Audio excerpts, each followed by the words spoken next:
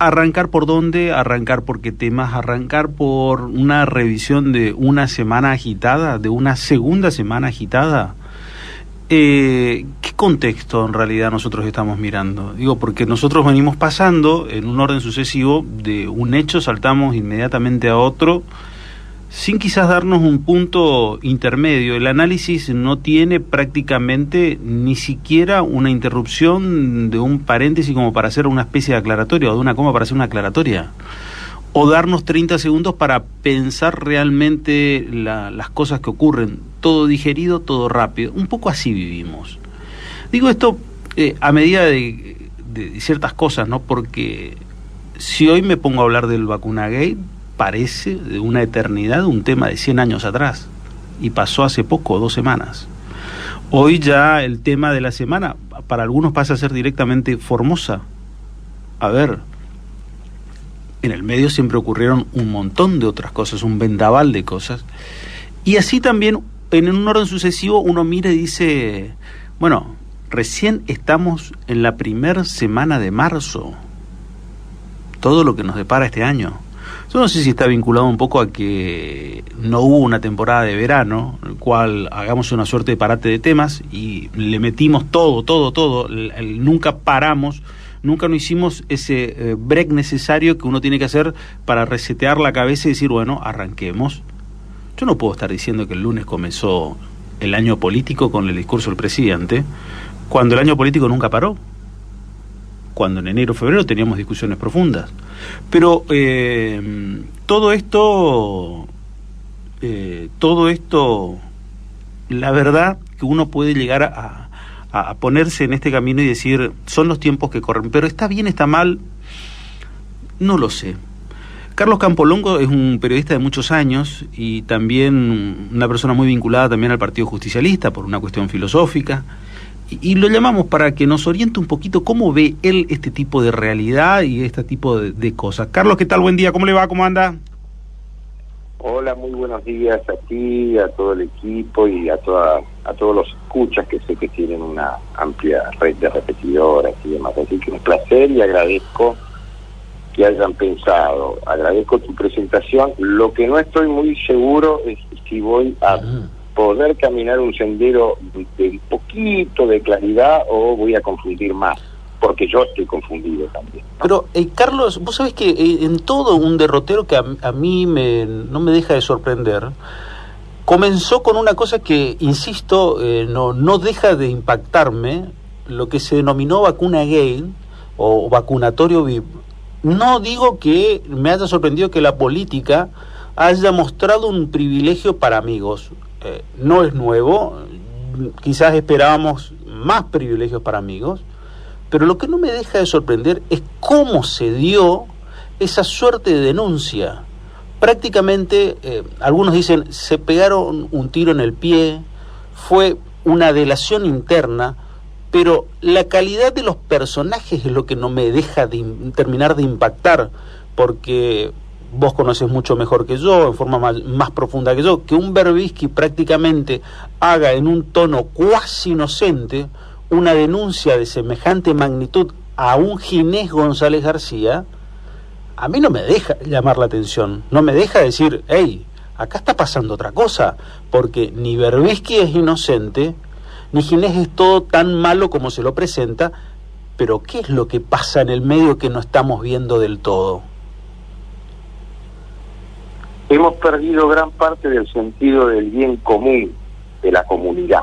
Esto es profundo, es filosófico, no lo puedo dirimir yo solamente con mis palabras, tiene que ser una pluralidad, digamos, de expresiones que, frente a lo que vos muy bien marcabas al principio, que es la cotidianeidad del vértigo, nos lleva, además de perder el valor de lo que significa el bien común, nos lleva a lo que vos señalabas, a la imposibilidad del pensamiento político, sobre todo desde el punto de vista de la información y de las noticias, porque un escándalo tapa al otro. Estamos viviendo en una precariedad de convivencia muy, muy frágil, Es más, yo pienso sinceramente, y sin ser alarmista, que estamos inmersos en una crisis global muy fuerte. Con esto quiero decir, no es solamente económica, no es solamente política, no es solamente de representación, es también educativa, es de convivencia, es de pérdida, insisto, de valores primarios para poder convivir.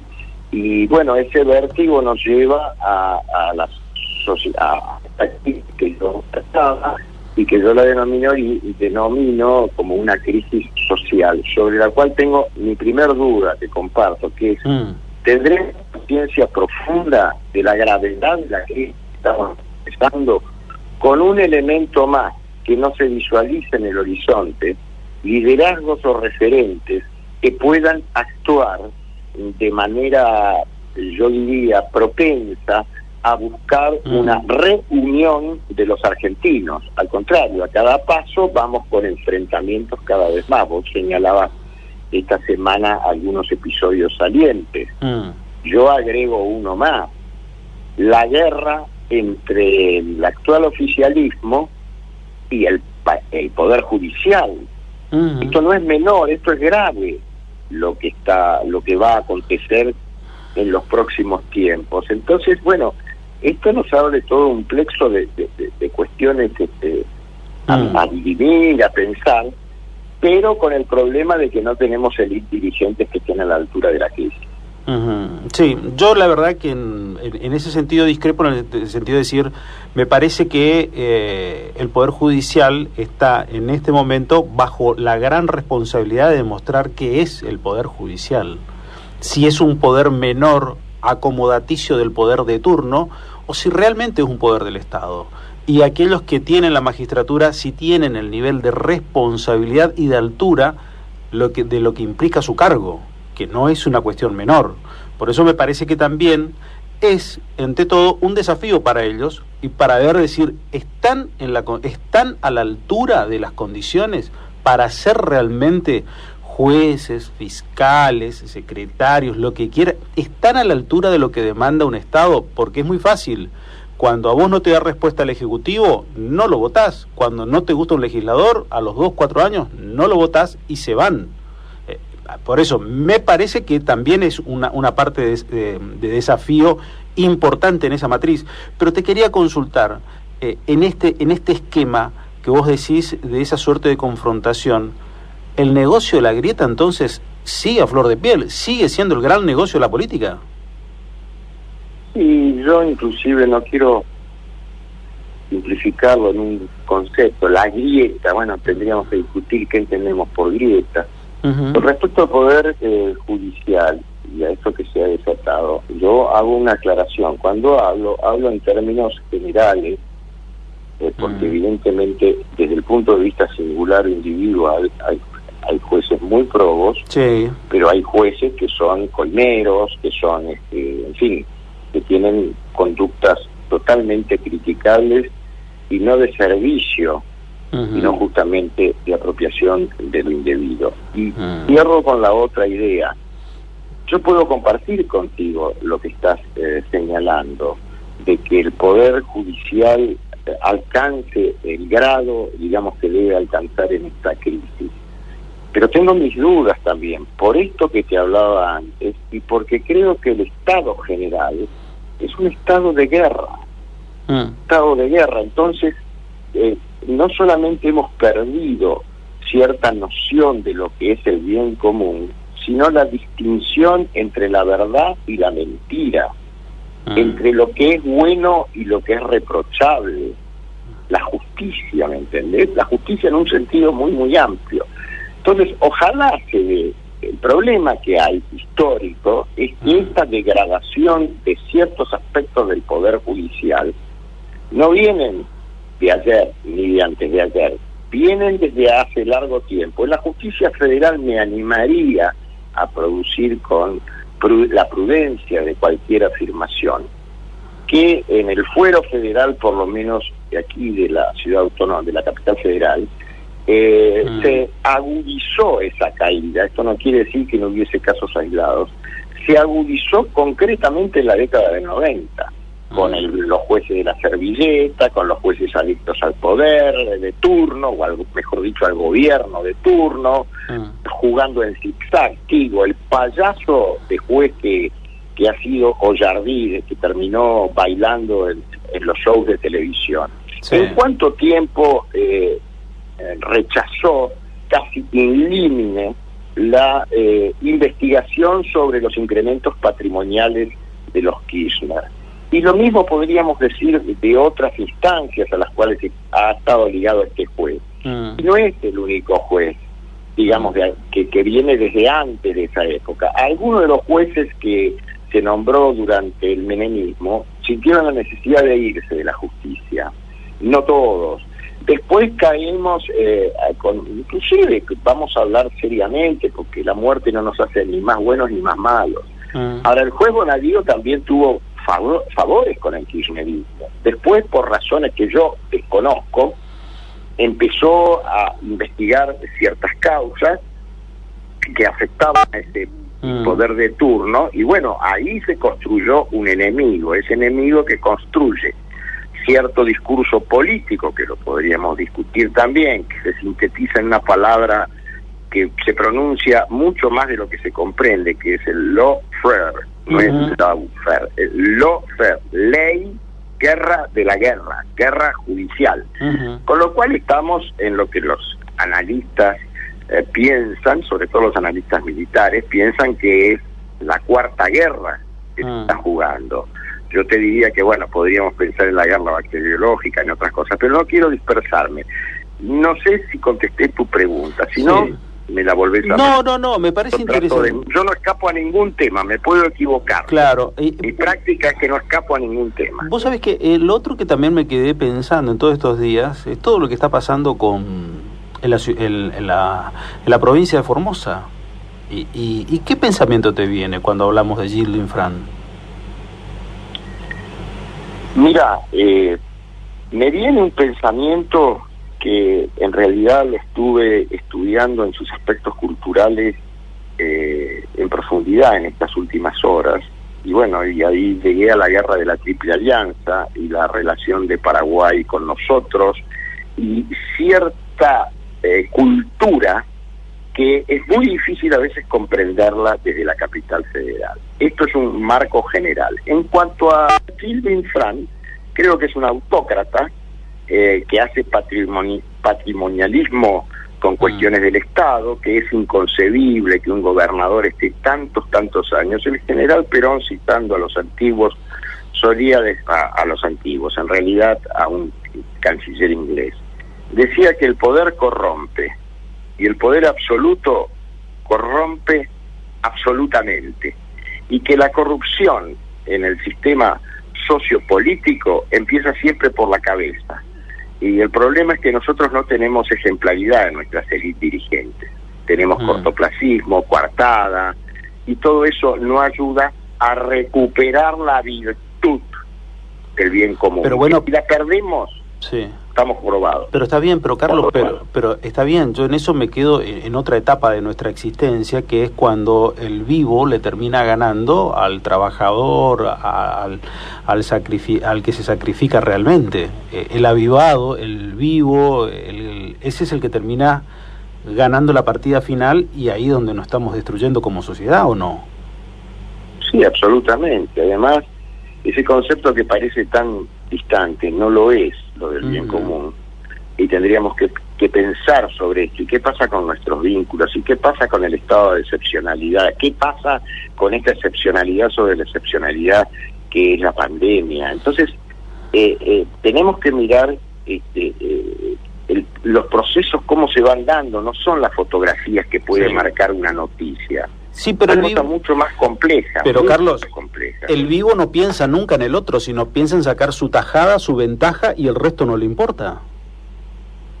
Bueno, mirá, pero por supuesto que yo comparto absolutamente contigo lo que estás diciendo. En la década del 70, un libro muy interesante, que no sé si está agotado o no, de un ensayista y psicólogo que se llamaba Julio Maffut, que escribió la viveza criolla, claro, la picardía criolla, ¿no? Esa parte de picardía del Martín Fierro, que algunos la ensalzan al infinito.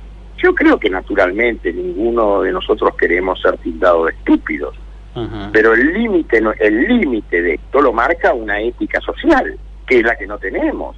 Entonces, si nos quedamos solamente en una discusión de economía, ¿sí? Y nos quedamos solamente en una discusión de la rosca política, y no incorporamos la intersección que a todo esto tienen que tener la ética, diferente a la moral, según la moral está más referida a las costumbres, la ética a la organización sociopolítica. Y si esto no encuentra respaldo, digamos, o vidas que se comporten bien, funcionarios que estén bien, y no lo que estamos viendo como un panorama cada vez más decadente de nuestra política, y bueno, vamos a tener dificultades. Y ahora se agrega esta que acabamos de decir. Digo, si vos examinás la historia de la caída, y no quiero hacer comparaciones, de la caída del Imperio Romano, hay dos primeras cosas que marca el gran historiador Gibbon.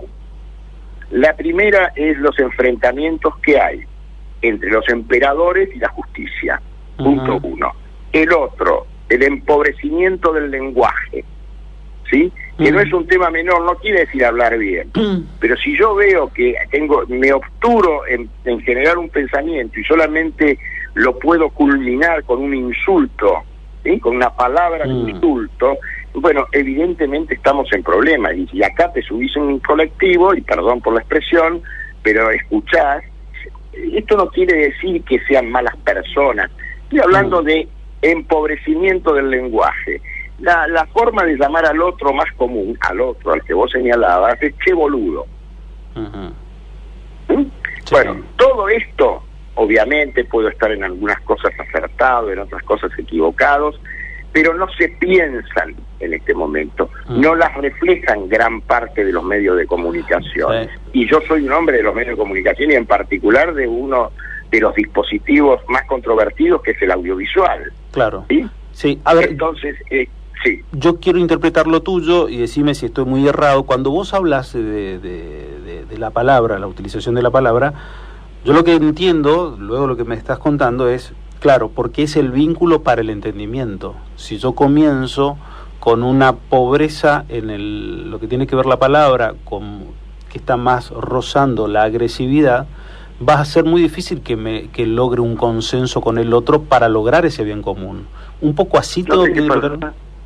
No, está perfecto. Te diría más, desde alguna disciplina como el psicoanálisis, te señala casi un apotegma que te dice, donde vos no te podés expresar con la palabra, se corre el riesgo de expresarte con la violencia, que es lo que estamos viendo en gran parte. Acá, por lo menos en las grandes metrópolis. Probablemente en otros lugares sea distinto, no quiero generalizar, pero en las grandes urbes está esa violencia simbólica, esa violencia latente, esa violencia. Y bueno, esto también es perder noción del bien común, porque es perder noción del prójimo, ¿entendés? Y a eso, entonces, sí, vos sabés que a eso asocio otra cosa, como para no quedar enfrascado exclusivamente en lo político de dirigentes políticos, que esa falta de utilización de palabra me parece que va en todo cuando vemos las acciones violentas, por ejemplo, en una discusión de tránsito, o en otras cosas que están vinculadas a otras cosas de lo cotidiano y en lo que tiene que ver la convivencia básica dentro de las mismas casas. Mira, hay una pulsión como muy destructiva dominante en nuestro país desde hace bastantes años, yo diría.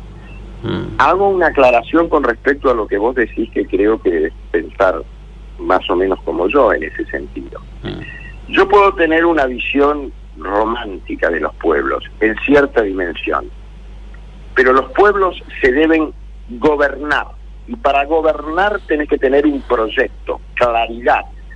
Y lamentablemente en este caso ahora, y no es porque quiera ensañarme con el actual gobierno, ni mucho menos, soy muy crítico del actual gobierno, del presidente de la nación, etcétera, etcétera, pero esto que fue una picardía, vamos a ponerlo en los términos que estábamos hablando ayer, o una táctica eficiente y que ganó la elección, es una coalición electoral que no es verdad que todo las discusiones dentro de una coalición enriquecen, muchas veces paralizan Hoy se está peleando a ver si se va o no se va la ministra de Justicia. Claro. Que es una persona de Alberto Fernández. ¿Y quién? ¿De dónde vienen los embates? Del Instituto Patria. Digo, a ver, vamos a hablar con claridad y sin eufemismo, porque si no, no nos vamos a entender. Insisto, yo puedo estar equivocado en algo, pero evidentemente me preocupa ese estado crítico que yo estaba describiendo, en que uno de los focos hoy, además de la pobreza que tiene gran parte de la oposición, aparte de lo que no me olvido del desastre que fue el gobierno de Macri, en donde la concepción misma del gobierno terminó dándole cuenta a un consultor de medios de comunicación y de campañas que le decía no, nada de aliarse con nada, seguí por tu camino y enfrentate y generá la dicotomía o la grieta o como vos quieras llamarla.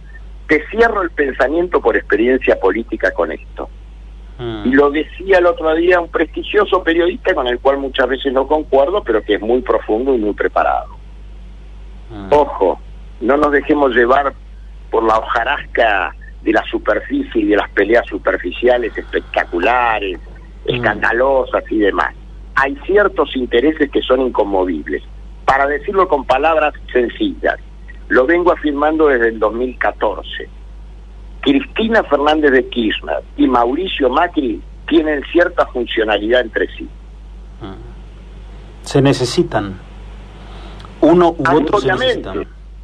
Obviamente. ¿Quién cree que lo trajo a Macri? Sí, los dos tienen vida, uno gracias al otro. Tienen vida política, claro, uno gracias a otro. Por eso hablo de la funcionalidad. Sí, nos perdemos entonces en esa funcionalidad y es imposible pensar proyectos. Entonces yo te digo, fenómeno. Salió ahora el Consejo Económico Social con una serie de organigramas y está todo muy bien. Vamos a ver hasta dónde llega, porque si es como la mesa del hambre, estamos en el horno. Sí. Si es como la mesa del hambre. Sí. Entonces, yo lo que digo es, ¿por qué no podemos pensar las grandes cuestiones y buscar los consensos allí? Seguimos en ver cuál es el insulto más grave, la denuncia más grave, la mentira más grave. Va el secretario de Derechos Humanos a Formosa y dice está todo bien. Comisiones internacionales están diciendo que hay violación a los derechos humanos. Yo entiendo que Formosa no es una provincia fácil, pero no se arregla con la autocracia. No es una provincia fácil porque tiene una cultura, como señalaba al principio, diferenciada, porque digamos, uno no sabe en esos lugares y con esa cultura cómo conduce a las personas. Ahora hay que buscar los modos democráticos de conducir, sí. Ahora, los modos autocráticos. Claro, ¿no? pero en poner todo... gente presa, sí. Casi en campo de concentración, un chico que se ahoga por cruzar un río para llegar a su tierra, ¿me entendés? Sí. Ahora, Carlos, y ya prácticamente intentando cerrar lo que tiene que ver este encuentro contigo. Soy muy larguero, No, a mí me encanta. Lo que pasa es que las sociedades son complejas, ¿viste? Sí. Es más, hay otro análisis que podemos entrar a meternos y ahí vamos a terminar el martes más o menos, que es la sociedad formoseña es una, la sociedad correntina es otra, la chaqueña es otra y somos completamente distintos. Completamente distinto. Lo que te quería decir era el rol de los medios de comunicación, porque a mí lo que no me ha dejado de sorprender en el último año era en ciertos espacios es encontrar la culpa absolutamente de todo en el macrismo. Y cuando cambio de canal o cambio la página, encuentro que toda la culpa es de Cristina, porque habla, porque no habla, porque mira, porque no mira. Las dos cosas. ¿Cuál es nuestro rol? ¿Dónde estamos parados nosotros? ¿Qué tenemos que hacer? ¿Abrazarnos a uno o a otro también? ¿Formar parte de eso mismo? No. Tratar de conservar el criterio analítico. Vos me presentaste a mí como un tipo peronista. Sí. Yo soy. Sí. Pero yo distingo la pasión del fanatismo. Punto uno. La pasión es no negar la existencia del otro. El fanatismo es negar la existencia del otro. Recomiendo a todos los lectores, ayer salió un muy buen artículo de un libro que lamentablemente no se ha publicado todavía, aquí me decía una periodista de cultura del diario Clarín, que seguramente en el segundo semestre, que es una recopilación de un hombre al que yo filosóficamente y de pensamiento admiro mucho, que es Albert Camus, un francés que dirigió la revista Combat, durante la Guerra Mundial. Él estaba en la Resistencia, naturalmente no era anti-nazi y demás. Y donde se extraen artículos no publicados vinculados a esto del periodismo y lo que está aconteciendo. Estamos hablando de dos sociedades distintas de alguna manera, porque en los 40 existían los medios de comunicación como el cine, la radio, la televisión todavía no había empezado, y fíjate hoy lo que tenemos con la multiplicidad de voces, a veces voces muy cretinas que están escondidas en el anonimato, que usan trolls como los usó Macri, está usando el actual gobierno, y que distorsionan, no democratizan nada eso distorsionan. Entonces, lo que yo te digo es, estamos atravesando también nosotros una crisis de identidad como profesión muy, muy fuerte. Ahora, lo que vos decís lo siente la gran mayoría de los argentinos. Vamos a decirlo con nombre y apellido. Vos te pones Canal 13 o TN y obviamente la quieren poner presa a Cristina, ¿sí? Y cambias a C5N y lo quieren poner preso a Macri. La verdad es que vuelvo a otra parte de nuestra conversación. No podemos distinguir la verdad de la mentira, entonces. Obviamente, con las limitaciones humanas, pero ¿qué creencia tenemos nosotros en nuestras instituciones? Ni en el Poder Judicial, bajo en el nivel legislativo, en la organización política, que es otra cosa que se debería discutir en este momento, que tiene que ver con la caída absoluta del régimen bipartidista dominante, llámese Unión Cívica Radical, Partido Justicialista. Atraviesan las crisis del 2001 y vamos a la creación ya no de partidos políticos, de espacios que son efímeros, espacios en donde no se discute una idea política, donde no se discute un proyecto de país. Y no voy a ser abstracto en esto, voy a ser concreto. Por ejemplo, uno de los grandes problemas que tiene nuestro país, ¿sí?, es la pésima distribución demográfica que tiene. No podemos tener el 40-45% de nuestros compatriotas en no sé cuántos kilómetros cuadrados. ¿Quién está estudiando y proponiendo medidas para que lo multimodal de la hidrovía junto con los otros medios de transporte, la salida al Pacífico, corredores turísticos paralelos, digo, toda una serie de cuestiones en donde podríamos escribir una historia maravillosa? Ahora, si estamos todo el día atados al escándalo, y lo digo con todo cariño y respeto y comprensión, y no lo digo desde una posición elitista, pero hace cuántos días que estamos discutiendo la herencia de Maradona, ¿viste? Sí. Digo, está bien, es una noticia, yo no digo que tenga interés. Ahora, ¿qué hacemos? O no sabemos que cada uno que aparece en pantalla tiene un interés en particular. Y esto la mayor parte del público a lo mejor no tiene por qué saberlo. Claro. El problema es que todo ese tipo de entretenimiento de baja calidad nos destruye el cerebro, ¿me entendés? Nos destruye el cerebro. Nos está generando una infantilización, una regresión como seres humanos, ¿viste? Al quedarnos solamente entretenidos por qué pasa, por lo que pasa en las sábanas entre fulano y mengano. No es así la cosa, no es así, y no soy ni purista ni moralista, digo, trato de actuar con una construcción de sentido común en donde combinemos la felicidad entendida como una cuestión gratificante y también las dificultades de vivir en sociedades complejas. Carlos, un abrazo, que tengas una mejor semana y un buen domingo. A tus órdenes, muchas gracias. Igualmente, Carlos Campolongo, analizando con nosotros la realidad de la República Argentina.